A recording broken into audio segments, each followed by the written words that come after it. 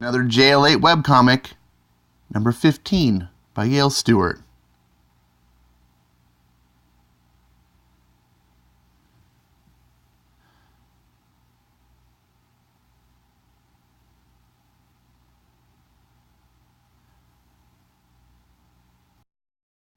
Hey everyone, welcome back to Ash on Comics. My name is Ash, and here is today's comic.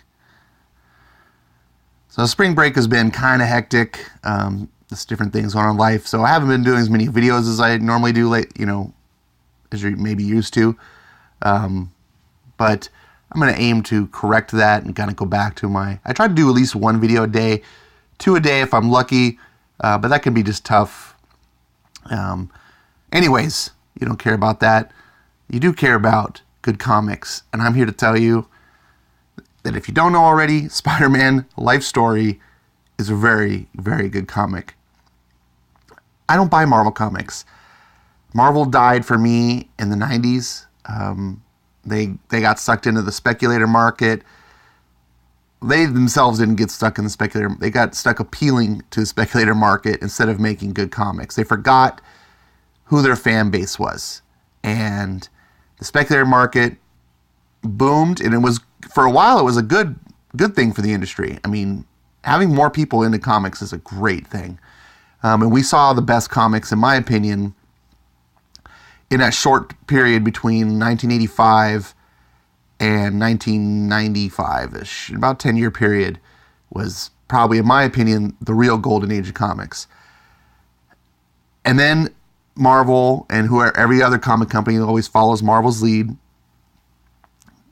just decided, we're selling all these comics, and look at these variant covers, and these speculators are eating it up, and they were making money, more money than they had previously in a long time.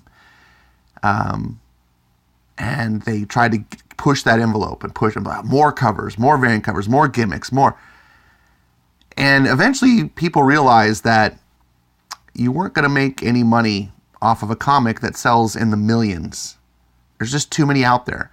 When people are buying comics by the stack and they're putting them in bags and boards immediately, never reading them, all these comics are all mint condition, and there's millions of them. They're worth nothing. The reason why comics are valuable, or as a collector, as a hobby, if you want an Amazing Fantasy 15, the first appearance of Spider-Man, you're going to pay through the nose, because good luck finding a copy in good condition, right? They're just very, very few that exist. So that's a collector's item. Fast forward to today, Marvel's making the same mistakes that they have in the past. Only this time they're not just trying to appeal to the speculator market, and even more than they ever were. It's like they didn't learn their lesson, they doubled down. But now they're trying to appeal to the culture war crowd, and they're trying to appeal to these people that want their comics to preach to people this new, progressive ideology. So while I was away from comics all through the 2000s and then 20-teens, I was kind of watching from a distance. And when I saw in the 20-teens, about around 2014-ish or so, when things really started to go downhill, I was just disgusted. And when I finally got back into comics, it was unexpected. I got brought back into comics based on really the love and passion that others on social media, mostly like YouTube, were expressing about comics, and realizing that there's still good stuff out there. And what I also realized is that DC, the comic company I kind of thumbed my nose to all those years, because I could afford to. I had great Marvel comics. I had great indie comics. Like I didn't need DC. I had more great comics that I could buy, so I could afford to be prejudiced. But in today's world of comics, you can't afford to be prejudiced. It's go where the quality is, and I was discovering that DC had the quality. So that's where I am now as a collector today. I'm an old Marvel fanboy who's now discovering DC. DC is The majority of the comics I do buy some Image and a couple other indies. But this book came out, and my boy Gateway Into Comics, he's got a YouTube channel, just look up Gateway Into Comics, and he did a review of this that just reached out to me, and it just tapped that little bone that's like that was what I love about Marvel and Spider-Man in particular and everything. And I was like, and I told myself, you know what? I can't afford to miss this book. I just can't. If it's as good as what I'm seeing, you know, I'm gonna try it out. And I did. And the first book was great. And I did a review on it. And you can hear my thoughts. This is issue 2. Does it keep up with the quality? Does it go downhill? Let's see. Here we are. And let me just read. In 1962, a 15-year-old boy named Peter Parker was bitten by a radioactive spider and became the crime-fighting superhero called Spider-Man. But the 60s were hard on Peter, who struggled to decide whether to join the fight in Vietnam. To decide whether joining the fight in Vietnam was responsible. Oh man, I just blubbered all that, didn't I? To decide whether it was a responsible thing to do. While he wrestled with his choice, the Green Goblin discovered his true identity and attacked him, only to get amnesia and revert back to Norman Osborn. Spidey turned him into the authorities to protect his secrets, but they came out anyway only hours later when Gwen Stacy caught Peter wearing his Spider-Man costume. So that was the 60s. Now we're 10 years later into the 70s. Rest in peace, my man Stan. Forever. Here we are, Peter at a gravesite. Remember, this is 10 years later, and this book, the whole, I don't want to say, I hate to use the word gimmick, but it is, the gimmick on this book is that this is Spider-Man in real time.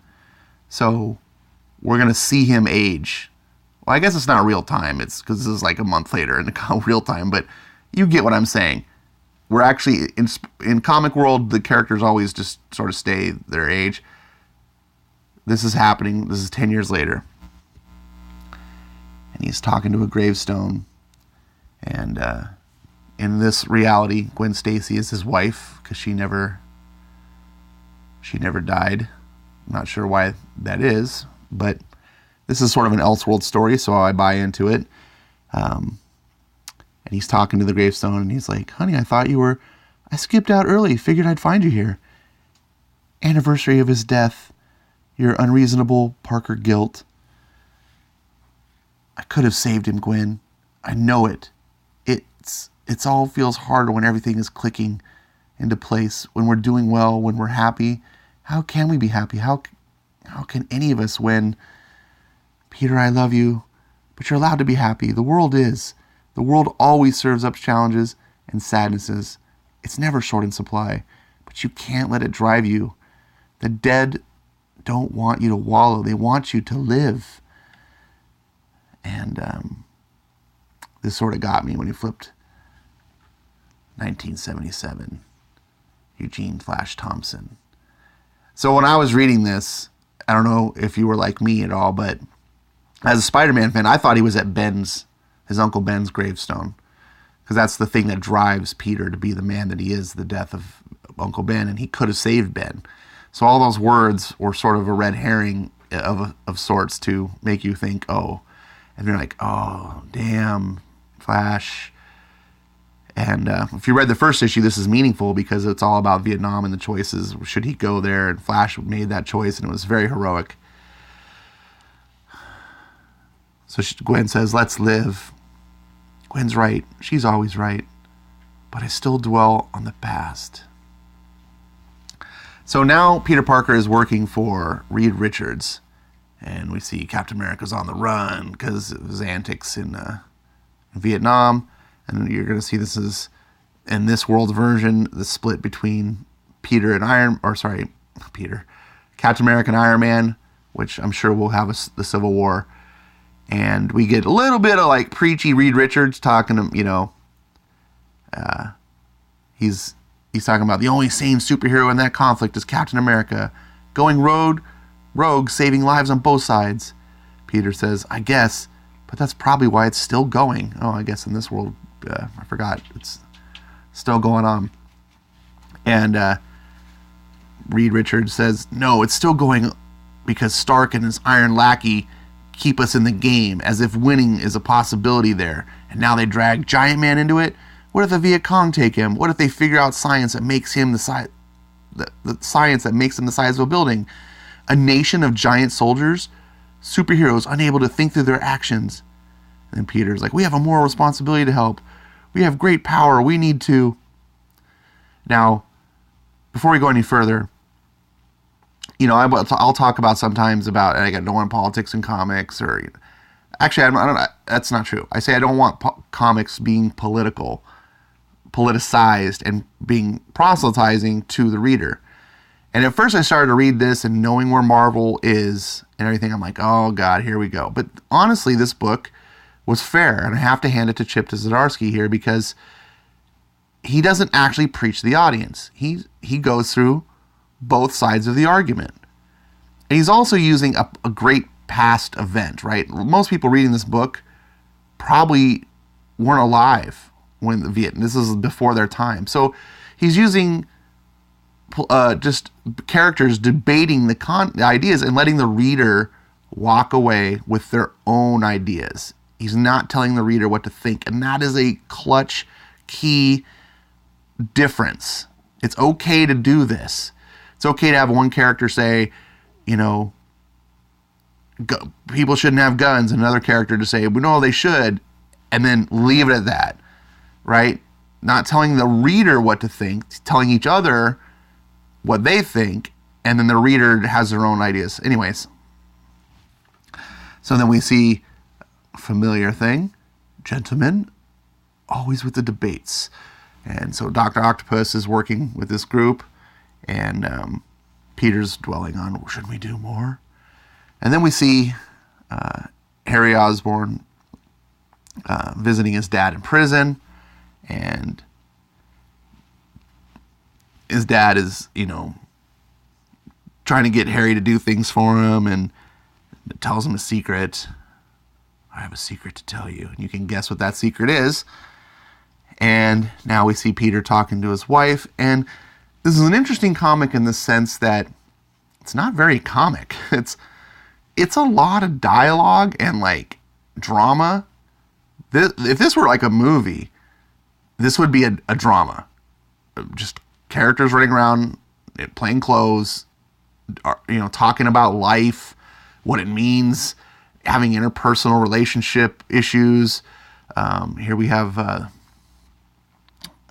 what's this character's name? Professor Warren, who Gwen Stacy works with, and they're working on, regrowing limbs and things like that. All comic book science. So Peter is kind of lamenting on, where he's working with Reed, he's not getting along, and maybe he could work here with Professor Warren. And then he's talking about he's going to Studio 54. And they're all playing up the whole 70's thing. And so he makes a comment, give my best to the BGs and the MJs. And then as they're leaving, we see this ominous face of Professor Warren. Professor Warren's always been there for Gwen and me. That's an ominous looking face. So we get to see Spider-Man in costume. Hey, look at that. But there's really not a lot of action. It's just reminding you that, oh yeah, Peter Parker is Spider-Man. And oh, look, here he is at the disco, Studio 54. And is visiting with old friends. And we get to see Mary Jane Watson.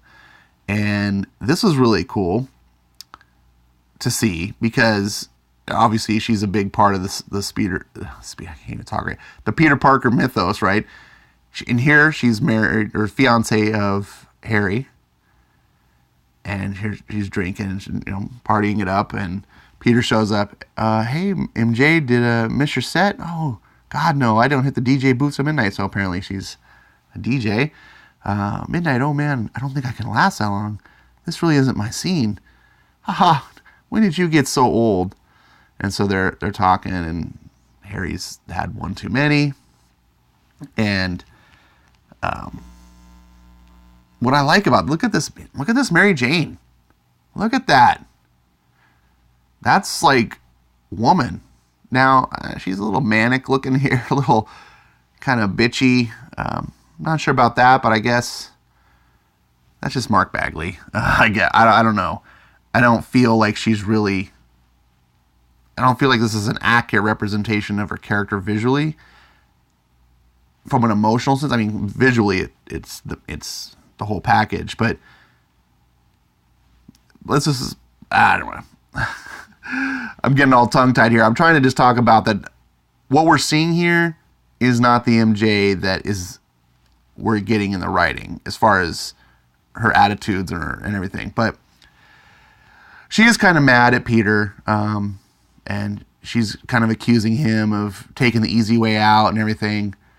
But we come to find out that she knows his secret identity. She's like, you just wallow in your regrets. You love them. Instead of telling him he was always making a mistake, you could have saved Flash with all your bleeping power. And then Peter's like, what? And he turns around. I know, Pete. I've known since I was 15, watching you come and go from your Aunt May's house. I don't. Oh, shut up. You have more powers than anyone in this room, and what do?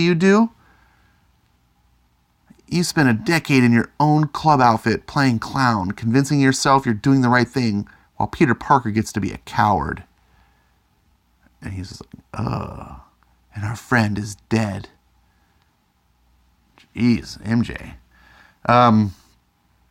So here we have back at the office, essentially, with Reed Richards, and Peters confronts him about his clothing, how he can stretch. His clothing stretches with him. And Peter's talking about, well, this could do the world, a bunch of good, and then Reed Richards is kind of answering. It's like, the textile industry is worth, well, trillions of dollars. Every person on the planet utilizes it. Tens of millions of people's livelihoods depend on the industry. The introduction of this technology would create a global upheaval. It wouldn't be responsible. So again, we have more debate between characters on what the right thing to do is and so forth. And then Peter's like, wouldn't be? Why do you always act like you're from another planet? Like you can't interfere with humans. These are our people, Reed. We're human. But Peter, I'm not, and neither is Giant Man or Iron Man or any of the other superheroes with man in their names, trying to convince the world that they're still just like them. Things have changed. The wellspring of powers, the growth of mutants. We need to be careful or we'll end up ruling the world, creating a massive level of inequality. God, listen to yourself. And I really enjoyed this, actually. This was some thoughtful, philosophical dialogue. Whether you agree with one character or not, that's not important. It gets you thinking about these characters and like, oh, should these characters, what's the right thing to do? And I like that. I like when a comic book can make you think. And so Peter's all mad. It's like, so you're not human. That even your wife left you for a man who lives under the sea. And Reed slaps him. And it's like, oh, I guess we know where Sue Storm is. And why there's no Fantastic Four. So now we see Harry with his wife, MJ, or his fiancée, MJ. And she explains all what happened at the club. And now Spider-Man's like, I blew it. Working with the greatest mind in the world, and I just quit. And I thought this is interesting. We see this teched up version of Spider-Man with little armor bits. Because he is getting older.